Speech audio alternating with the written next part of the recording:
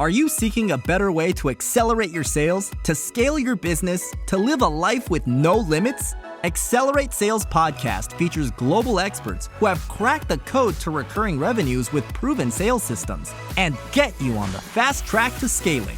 Now let's accelerate your sales with today's episode.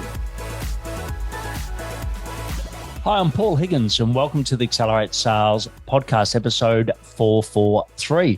You're going to learn a lot today because our guest is absolutely brilliant. But three key things. One is you're going to learn how to change from a service business into a product business funded originally by a client.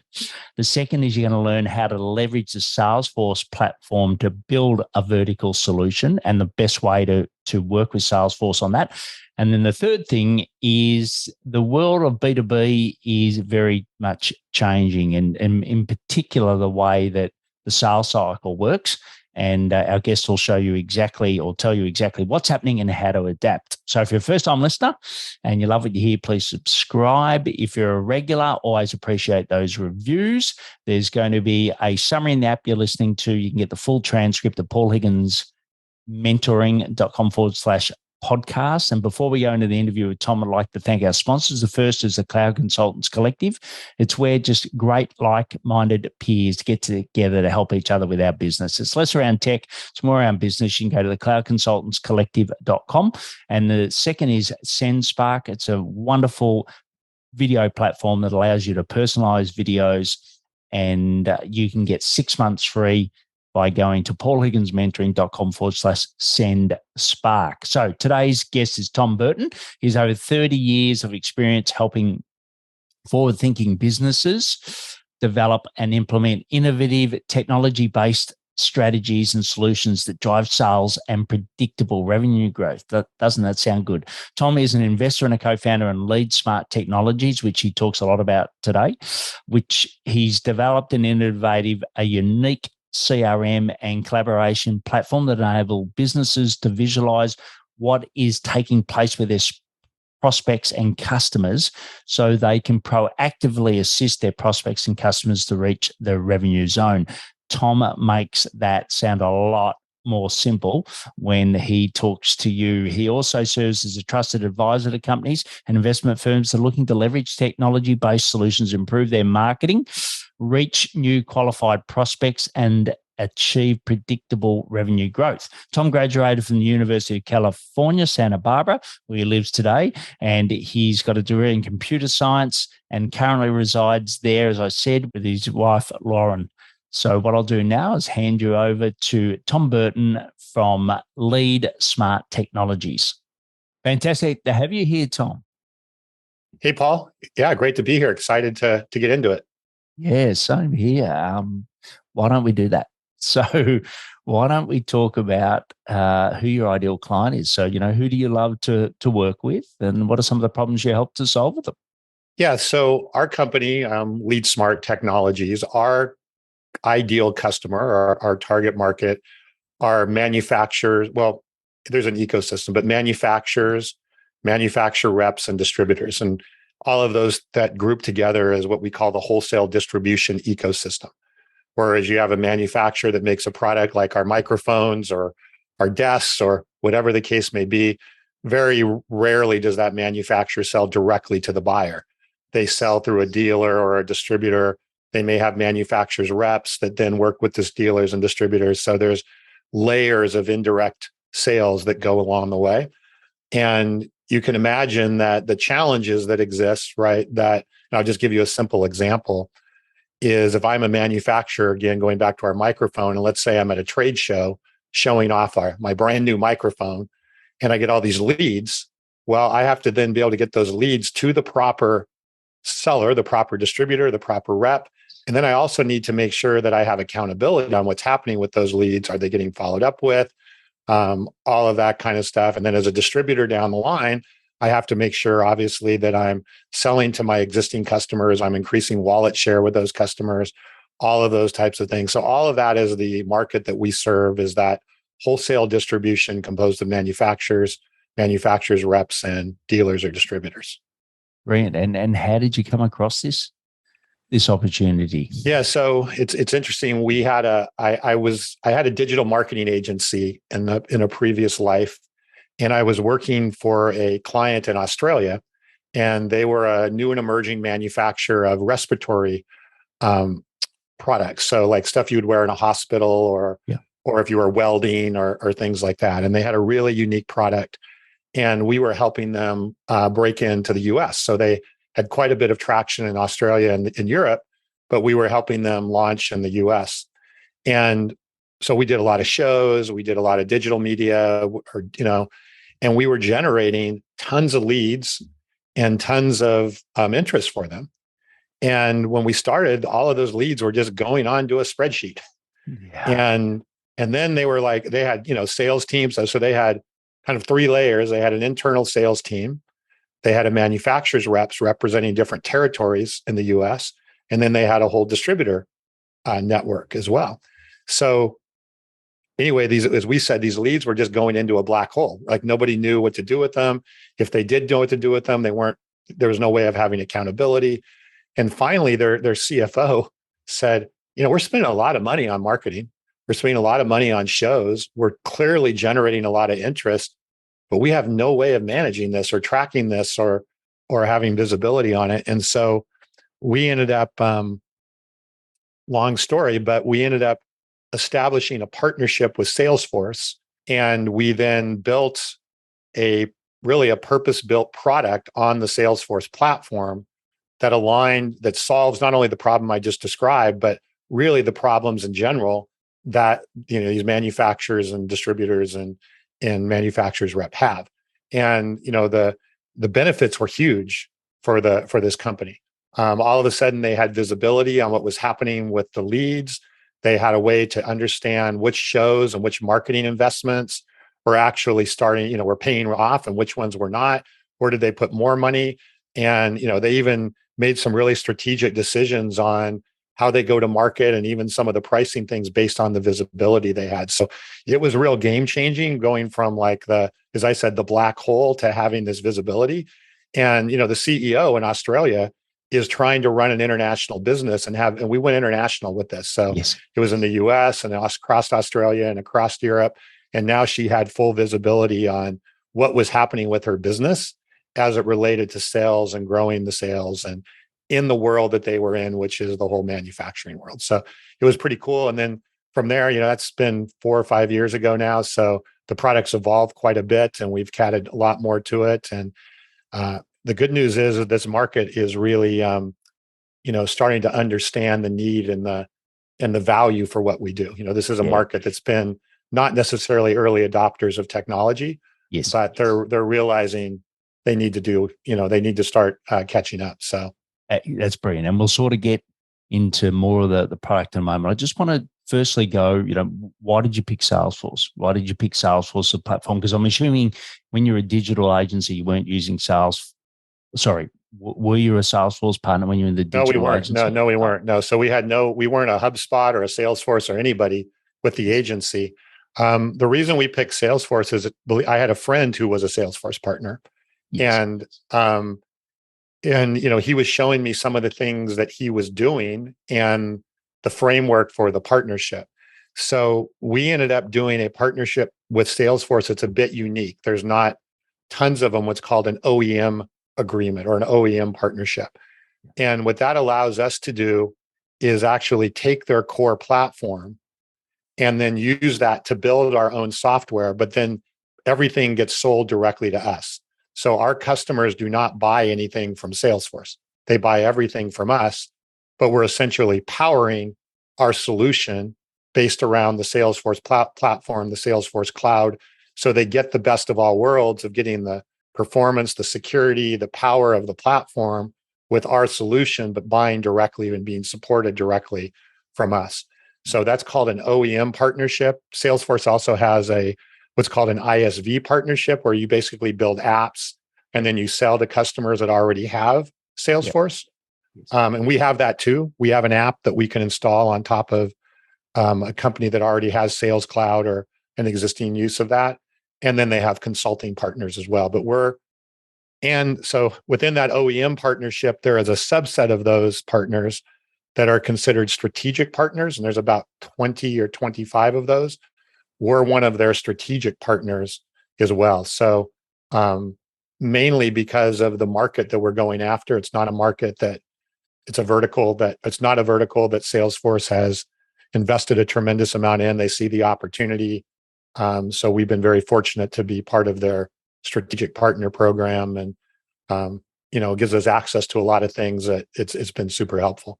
Brilliant. So just so I'm clear, so if someone gets LeadSmart, do they have to have Salesforce? No. No. So most of our customers have no CRM when they come to us. Yes. Okay. So, and then they just buy LeadSmart from us. So that's it. So they don't know, they know about Salesforce in the sense that we tell them, right, that we're built on the platform, and you'll see some Salesforce branding here and there, but they buy directly from us. So they don't buy anything from Salesforce. They buy everything from us. Yeah. Okay. And how much of Sales Cloud of Salesforce do they get in your product? Well, the platform of which Sales Cloud is built on, right, which has basically all the underlying components, if you will, that's all in our platform. We're using the platform capabilities differently than you would in Sales Cloud, because our solution is very purpose built for this industry. So we're taking advantage of a lot of the same things, but we're packaging them and presenting them and utilizing them in a much different way than you'd have with Sales Cloud, which is a horizontal solution that's designed for anybody and everybody. Right? Yeah, so brilliant. It's a different brilliant. Thing. So I know that we've only got a certain amount of time, and this could be a hard one to answer in a short period of time. But tell us a little bit about the experience of dealing with Salesforce, right? So let's say you're listening to Tom here. You're saying, look, I see an exact opportunity in a different market. I've always wanted to talk to Salesforce to become an OME or something like that. Yeah. Oh, sorry, was it an OEM? So it's like, a original equipment manufacturer. They call that an OEM because we're bundling what they're doing versus, selling on top of what they already have. Yeah, great. So yeah, tell us the short version of how that partnership came about. Well, I should say we got a head start because we had a friend with a pre-existing relationship that was able to help us get in there. So I won't say that we didn't have a head start. Generally though, what you would do is go in through their ISV program, which is building an app on top of their app exchange. And then once you've started down the road of the ISV program, then you can also apply to be an OEM partner. And then there's a process that you go through. Again, there's a lot of companies that have wanted to be OEM partners that haven't gotten it. So it took us 2 years actually to finally get a contract in place with them on this, even with a bit of a head start. Becoming an ISV partner can happen very quickly, but the OEM partner took a bit longer, but it was worth it.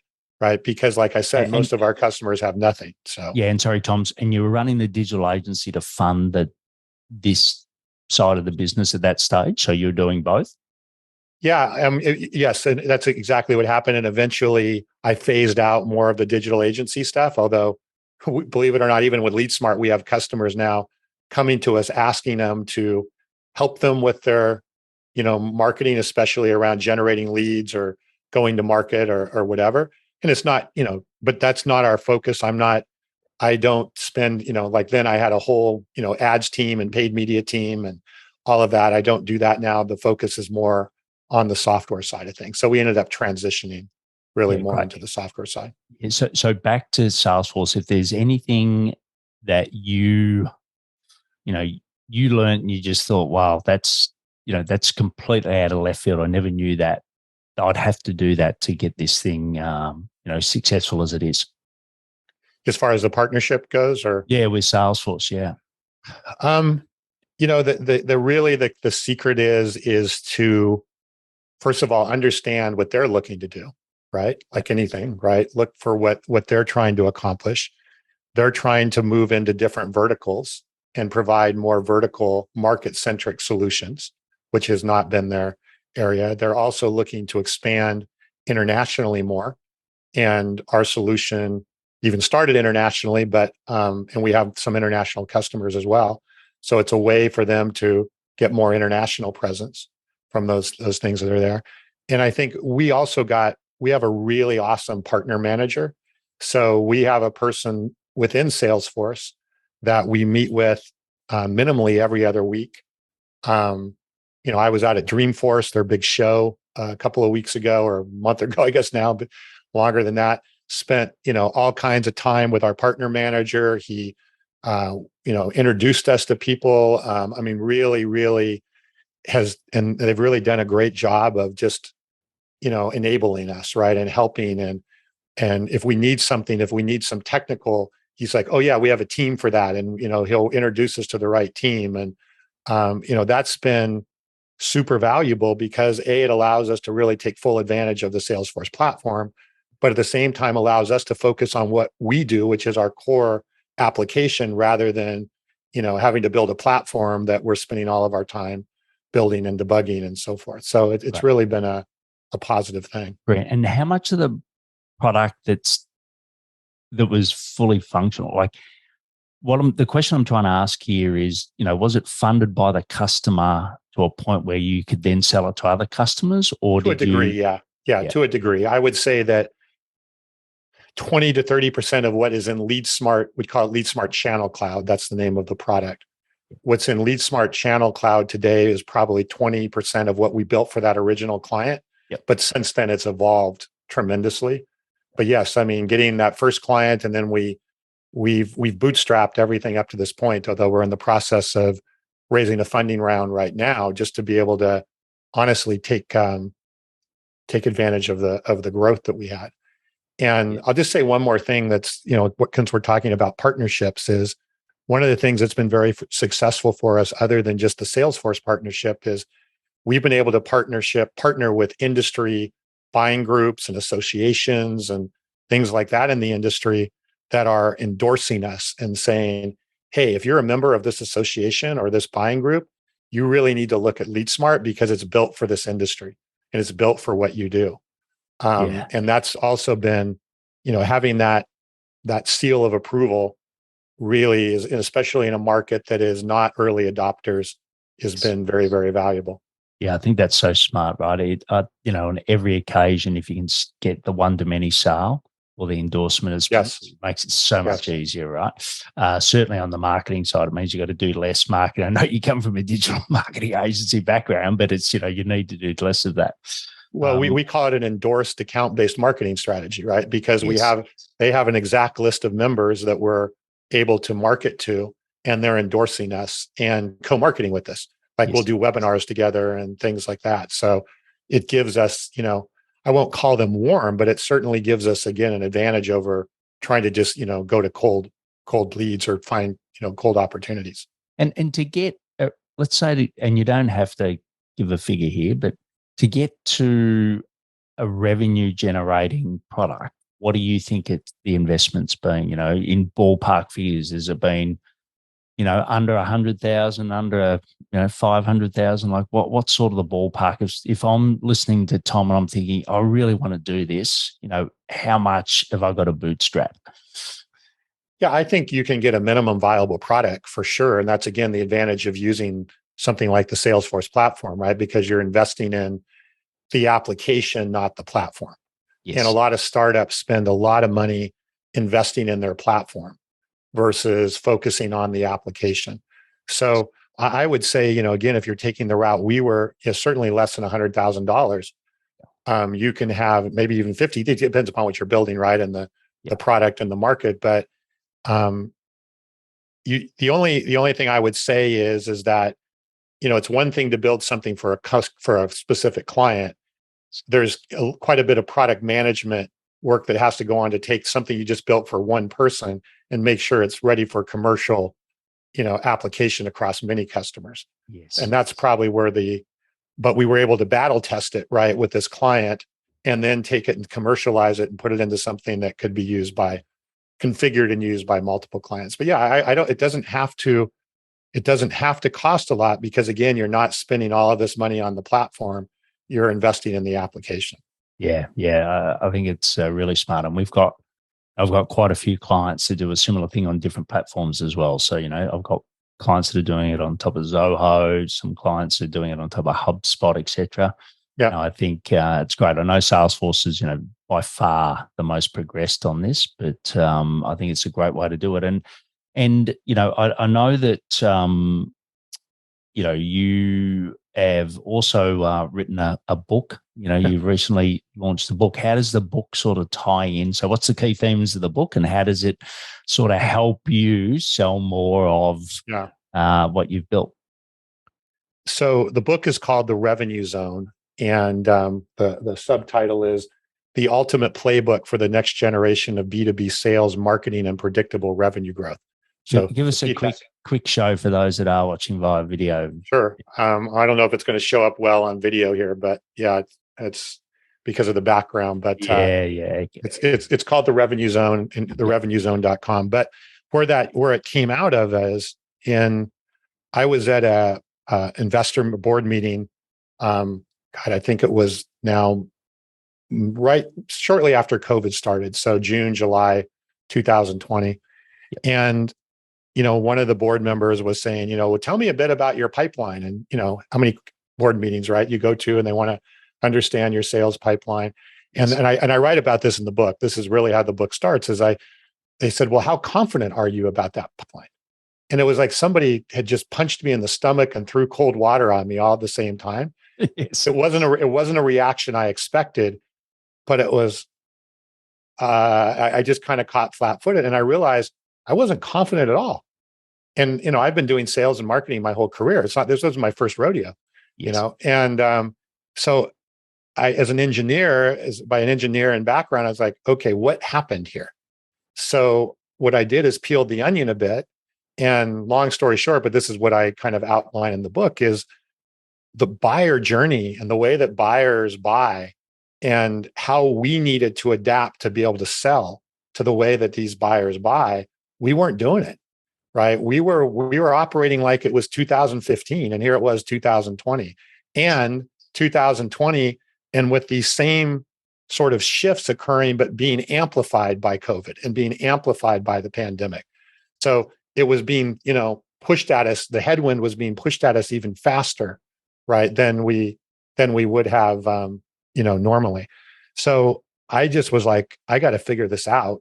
And I spent a few months really just digging in at what had happened and why, and talking to people, and other people were saying, yeah, I'm seeing the same thing. And I said, I got to put this into a book. And so ended up sort of documenting a lot of it into the book. And I really do believe that the new playbook, as I call it in there, and how you sell today with buyers that want to do a lot of online research. They want to be in control of their own journey.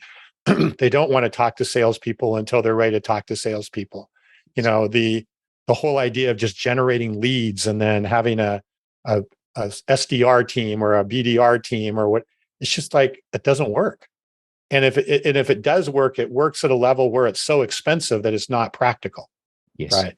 So, especially now than ever, right, you have to have more profitable, much more efficient, let's put it this way, sales and marketing. So anyway, that's the short story where the book came from. And yeah, there's quite a few stories and anecdotes in there from all of this, but it came from real life experience and knowing that, man, I had to change, and we needed to change fast.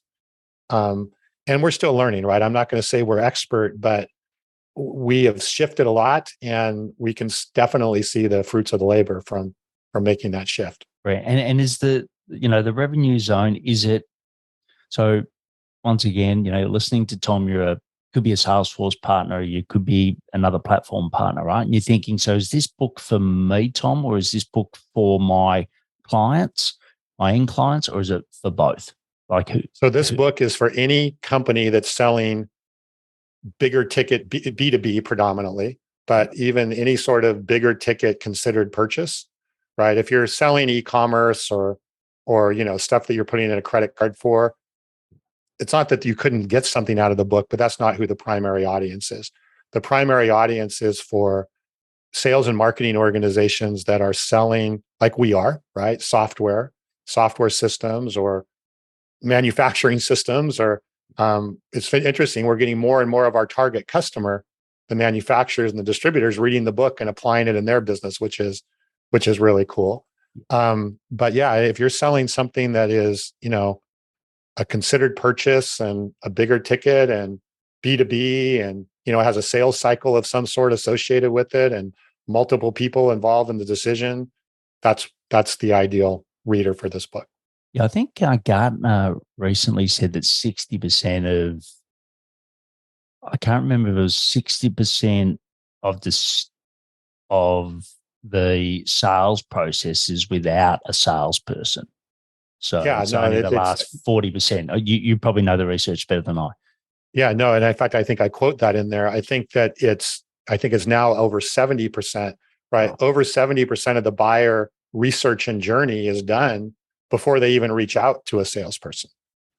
So, and why is that, right? It's because people don't want to be sold. They don't want the pressure. They don't want the, how many times you've gone to a website, right, and downloaded a white paper or an ebook or something, and then you're bombarded with phone calls and emails and text messages, and you're just like, stop, I just wanted to read your content, and that's what we're all trying to avoid. We don't want that. So what the book talks about is, okay, how to play in that dark world, how to play in that anonymous world, but then how do you provide value that then actually causes the prospect to want to deal with you sooner? So rather than waiting until 70 or 80% done, maybe they'll deal with you at 40%. And then that gives you a huge advantage over, somebody who is not getting involved in a sales cycle until 70 or 80% down the line. Yeah. And I think it's certainly, with my clients, I'm recommending them have a similar thing. So there's different industries, but if you are, so one example is the sales forecasting, right? So, if you're a sales director, what do you need to know to actually pick the right sales forecasting partner? What do you, when vendors come in and pitch at you, what do you need to know, etc.? So yes, he's a consultant in that space, but he's actually helping the sales director by saying, these are the things that you should really know, right? Okay. So you're being a trusted guide, right? You're being an advisor and a guide. You're not being a salesperson. Spot on. And let that, therefore, they educate themselves and, all the things that you talked about. So, right. Yeah, so that's excellent. So once again, you can get the revenuezone.com is Correct. where you can get it. It's also on Amazon. And I highly recommend you reading it because it is very, very aligned to not just what you do, like Tom said, but it's also what your clients are doing, right? So it helps even further, especially if you're providing the software that supports that. It helps it a lot further. And as far as you're, like you said, you're using associations. Is there anything else that you're doing or that you've found to fast track your growth of the LeadSmart Tech or LeadSmart? Yeah, is there anything else you're doing? No, I think it's leverage the ecosystem, right? I mean, and it ties right back to what we were just talking about a second ago. Is we knew that in my co-founder in LeadSmart has been in this industry his whole career. So my co-founder I've known him since kindergarten. So we've been friends for, I won't even say, a long time. Yeah. And so he's been in this industry, knows this industry inside and out, understands the, I guess, culture, if you want to call it the industry, and so, he was like, look, if we're going to be successful, we've got to be endorsed by the right people. We've got to be, considered endorsed and credible. And so not only have we worked to spend time with those types of associations and buying groups, but even consultants that are in the field and analysts that are in the field and all of that. We do a weekly live show every Friday called Around the Horn. And we just invite people in the industry and we have them come and talk. And it's been great. I mean, it's been a great way for us to just embrace the whole ecosystem and become part of it. So which is very different than, hey, I'm going to go start, buying a bunch of Google ads and, trying to see who's searching for CRM or throw a lot of sales salespeople's time and effort at it. And I think that's, what you're talking, I think, is so powerful. I think there's two key things. One is that you've moved from a service-based business into a product-based business, which you've gone through that transformation. But then you're also on the tail of, well, how do people really buy now, and making sure that you're aligning to that. So, if the key message you should get from Tom from here is, please don't just think that, reaching out to someone and going to a sales call is going to cut it these days, right? It's not. And a lot of you are technically brilliant. You spend a lot of time knowing your product, et cetera, but that's not enough anymore, right? You've got to make it easy for people to buy. And I think Tom's a brilliant example of that. And you hit it well, because the reason I decided to write the book is there's a lot of people that have built great products and have a lot of value to bring to the market. And because they're not, just like we weren't, or not doing it efficiently, because they're not marketing and selling efficiently, no one gets a chance to find out about their product, of what they're doing. So people love to buy, they just don't want to be sold. And so let's make it easy for them to buy, and let's get, and that's, I'm an entrepreneur myself, right? So I love helping and helping entrepreneurs and founders and companies that are bringing new products to market to be successful, because 90% of the time the products are awesome, right? And they solve a real problem. It's just they have to be able to cut through the noise to get to the actual customer. Yeah, look, brilliant. All right, well, look, what we're going to do now is switch gears and go to the rapid fire questions. Okay, so ready for that, Tom? All right, here I am. Yeah, here you go. So the first one is, what are some of the daily sales habits that you do to help accelerate your business? Yeah, so I'm a big fan of, I'll just call it social selling. So I use LinkedIn a lot. I really make an effort to comment and engage on LinkedIn and work with the people that not only they're our prospects, but again, our partners and people in our industry and all of that. And I've obviously I've done that with my book as well. And I just find that is, I'll spend at least an hour a day trying to do that. And it's certainly time well spent. Yeah, brilliant. And the next is, what about for you is around improving your sales abilities and skills and knowledge, and for your team as well? Where do you go for that? It's everything we've just talked about, right? So it's practicing more what I wrote in my book, right? It's like, I can't say that I'm always perfect, and it's always, sometimes you want to go do something because you want to quit. You think you're going to take a shortcut and you're going to get it to a quick result. So I'm constantly, working on making sure that I have the discipline to follow what I wrote about and what others are doing, and continuing to work on building demand and creating demand, which then having the confidence to know that that's going to turn into somebody who's going to want to do business with us. So it's, like I said, sometimes we want to take a shortcut, or we want to feel like we can take a shortcut because we need to accomplish something quickly. And you have to kind of, talk yourself out of that. Brilliant. And the next question is a wish, right? If we could grant you one wish for LeadSmart now, what would that be?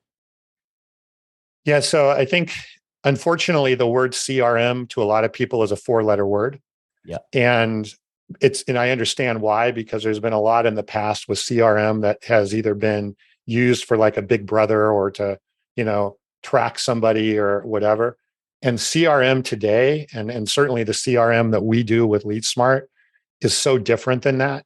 It's all focused on how to enable your sales team to make more money, giving them visibility into data and insights they didn't have, helping them have open doors that they wouldn't have necessarily seen. It's like I say, kind of giving everybody a flashlight to help navigate through their customers. It's like, I would say we're 80%, and LeadSmart, we're giving 80%, and we're only taking 20% in terms of their amount of data that we're asking somebody to put in the system.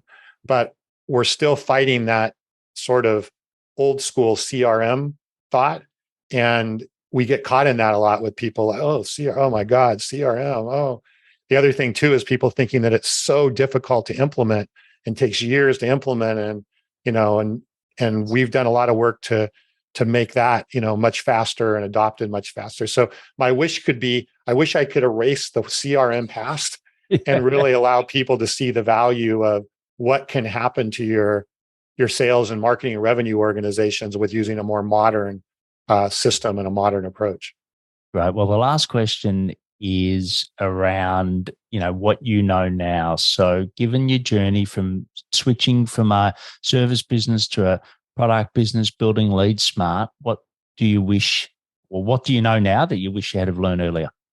When you're building a product for a market, it's different than you're solving a problem for a customer. And there might be some overlap, right? But it's not the same. And I would have, if I were to do it all over again, and I continually want to do this and doing this more, is customer research. Like really not just understanding a customer, but understanding multiple customers and multiple prospects in your market. So you're building a solution for a market, not for a customer.